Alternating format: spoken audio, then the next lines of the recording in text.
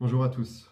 Aujourd'hui, je vais vous parler d'une des légendes de la musique contemporaine, celle de Jai Paul. Jai Paul, pour ceux qui ne le connaissent pas, est un artiste londonien de la banlieue de Rayner's Lane. Il fit ses débuts à l'aide de son MySpace, oui, pas de Spotify ou de SoundCloud à l'époque, en 2007. Outre le fait qu'il étalait ses influences allant de J. Dilla jusqu'à Michael Jackson, on pouvait trouver sur la page du jeune artiste une bombe musicale. BTSTU était le titre qui allait faire connaître au grand public Jai Paul.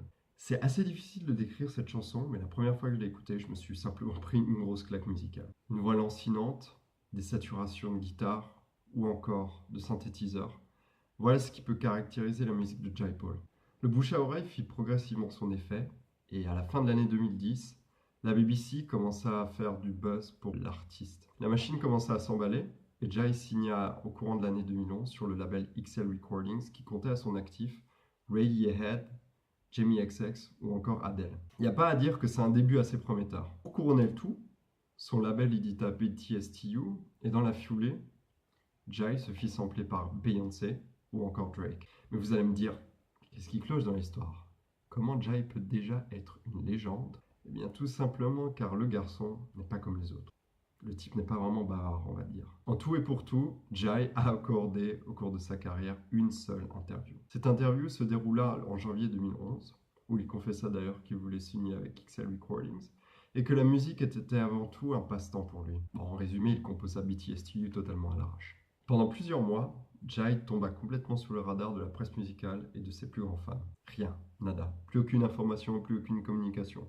Peut-être qu'il était parti en retraite au Tibet, aucune idée. Le 30 mars 2012, Jai refit surface. Le fantôme venait de signer un nouveau coup d'éclat avec Jasmine. Là, il changeait quelque peu de registre, tout en gardant sa marque de fabrique. On avait affaire à une espèce de Prince des temps modernes, sous stéroïdes. Des vrombissements de guitare, sa voix lancinante caractéristique, une espèce de ballade synthétique des temps modernes. Quelques heures à peine après la publication de la chanson, Pitchfork, l'année magazine de référence de la musique indépendante, nomma Jasmine comme meilleure nouvelle chanson. Vous allez me dire que c'est bon. Le type a sorti un single énorme, un deuxième single a tombé au sol. On allait enfin avoir cet album sorti sur XL Recordings.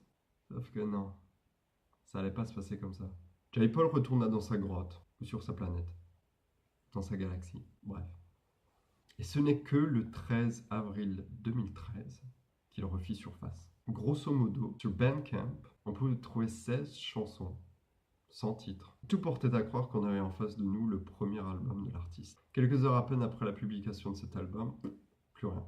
L'album est totalement retiré. Sur le Twitter de Jai Paul, qui au final ne compta qu'un seul message, Jai déclara que ceci n'était pas son premier album et qu'une publication officielle s'en suivra. XL Recordings déclara que l'artiste s'est fait voler son laptop et que ses chansons ne représentent en rien le travail de l'artiste. Alors même si on peut appeler ça leak, la plupart des chansons qu'on peut trouver ici sont bel et bien des démos réalisées par Jai Paul. Et croyez-moi, là-dedans, il y a des sacrées pépites. On peut citer Crush, une reprise de Jennifer Page qui a vous coupé le souffle. Straight Outta Mumbai qui est, comment dire, une espèce de crossover improbable entre de la musique indie et une espèce de groove incroyable électronique, une espèce de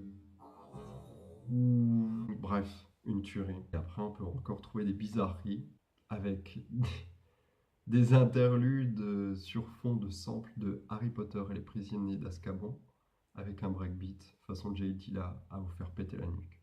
Sauf que à partir de ce moment-là, la bête allait bel et bien se cacher dans sa tanière. Plus aucune nouvelle, quasiment jusqu'au milieu de 2014. Le frère de Jai, Anup, commença lui aussi à faire parler de lui. Il produit un single de Now qui par la suite allait être nominé aux Brit Awards en 2014. Et un peu plus tard, au cours de l'année, on put voir une photo des deux frères avec Miguel.